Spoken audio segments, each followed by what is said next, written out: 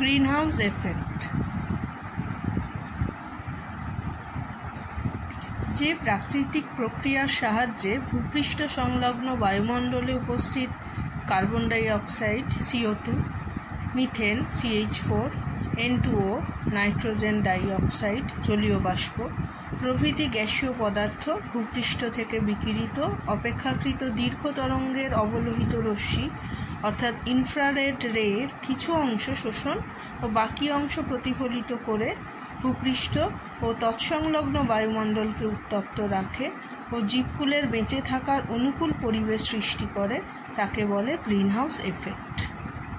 Greenhouse gas carbon dioxide, methane, CFC অর্থাৎ chlorofluorocarbon, ozone O3, N2O অর্থাৎ nitrogen dioxide জলীয় বাষ্প, এগুলো হলো গ্রিনহাউস গ্যাস। আর যেগুলি গ্রিনহাউস গ্যাস নয় তাদের মধ্যে উল্লেখযোগ্য হলো নাইট্রোজেন, অক্সিজেন, কারণ এরা অবলোহিত রশ্মি শোষণ করতে পারে না। বা বিশ্ব উষ্ণায়ন, মানুষের বিবিধ ক্রিয়াকলাপে বায়ুমণ্ডলে গ্রিনহাউস গ্যাসগুলির পরিমাণ ক্রমাগত বাড়তে থাকায় বায়ুমণ্ডলের উষ্ণতা ক্রমশ বৃদ্ধি পাওয়ার ঘটনাকেই বলে বিশ্ব উষ্ণায়ন বা গ্লোবাল ওয়ার্মিং। গ্লোবাল ওয়ার্মিংয়ের কারণগুলি হলো জীবাশ্ম জ্বালানি অর্থাৎ কয়লা, খনিজ তেল এগুলো ব্যাপক হারে ব্যবহার, আর ক্রমাগত অরণ্য ধ্বংস করে নগর সৃষ্টি করা। গ্লোবাল ওয়ার্মিংয়ের প্রভাব হলো পৃথিবীর গড় উষ্ণতা বৃদ্ধি পাচ্ছে প্রায় 2 থেকে 4 ডিগ্রি সেন্টিগ্রেড।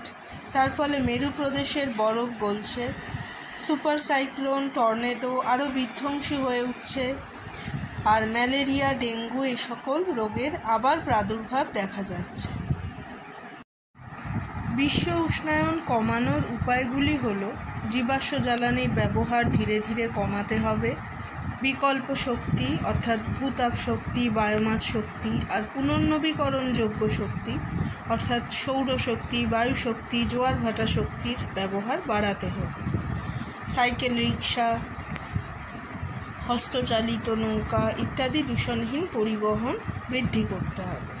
গাছ কাটা বন্ধ করতে হবে। ফ্রিজ, এসি থেকে যে CFC অর্থাৎ ক্লোরোফ্লুরোকার্বন বেরোয় সেগুলোর ব্যবহার ধীরে ধীরে কমাতে হবে।